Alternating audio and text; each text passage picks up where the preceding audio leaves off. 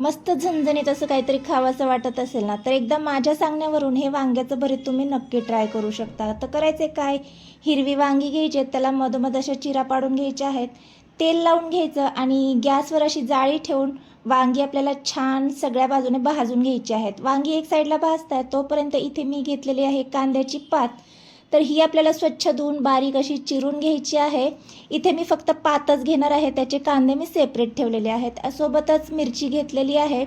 एक साईडला आपली वांगे जी आहे ती छान अशी भाजलेली आहेत. आता ही साईडला काढून ठेवूया आणि लगेच आपल्याला गॅसवर तवा ठेवायचा आहे. तव्यामध्ये आपल्याला 10-12 लसणाच्या पाकळ्या आणि तिखट मिरच्या आवडीनुसार घ्यायच्या आहेत. 1 चमचाभर जिरे घालून घ्यायचे, थोडंसं तेल घालून घ्यायचं आहे आणि हे आपल्याला सर्व छान तेलामध्ये परतून घ्यायचं आहे. तर मिरच्या इथे परतून मी साईडला ठेवलेल्या आहेत थंड होण्यासाठी. तोपर्यंत इथे जी वांगी आपण भाजलेली आहेत ती देखील बऱ्यापैकी थंड झाली. त्याची साल काढून घ्यायची, एका भांड्यामध्ये काढून घेऊ आणि इथे आपले लसूण आणि मिरची देखील बऱ्यापैकी थंड झालेली आहे. खलबत्त्यामध्ये घालून घेऊ आणि याची जाडसर असा ठेचा आपल्याला करून घ्यायचा आहे. सोबतच मीठ आणि थोडीशी मी कोथिंबीर घालून घेतलेली आहे. हे वाटण तुम्ही मिक्सरमध्येही करू शकता, पण आपल्याला थोडीशी भरड ठेवायची आहे, त्यामुळे इथे मी खलबत्त्याचा वापर केलेला आहे. ते पाहू शकता या पद्धतीने अशी मी भरड केलेली आहे. आता हे जे आपण वांगी ठेवलेली होती ती देखील थोडीफार आपण मॅश करून घेऊया.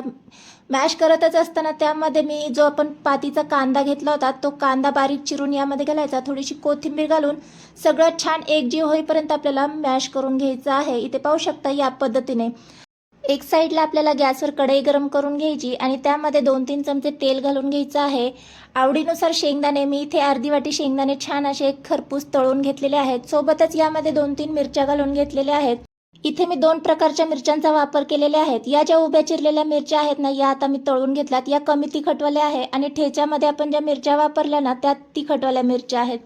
आता त्याच तेलामध्ये आपण कांदा घालून घ्यायचा आणि कमी तिखटवाल्या मिरच्या ज्या उभ्या चिरून घेतल्या त्या देखील घालून घेतल्या आणि मिरचीचा जो आपण ठेचा करून घेतलेला आहे तो घालून घेतला. पातीचा कांदा आणि थोडीफार कोथिंबीर देखील यामध्ये घालून घेतली. सर्व छान एकजीव आपल्याला परतवून घ्यायचा आहे.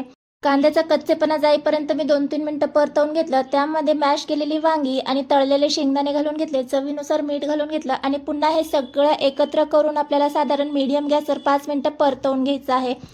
तर मस्त इथे आपल्या झणझणीत असं वांग्याचं भरीत तयार झालेलं आहे. या वांग्याच्या भरीतमध्ये आपण कांद्याची पात वापरलेली आहे, त्यामुळे हे भरीत अगदी भन्नाट आणि टेस्टी लागतं. एकदा माझ्या सांगण्यावरून या पद्धतीने तुम्ही वांग्याचं भरीत नक्की ट्राय करा.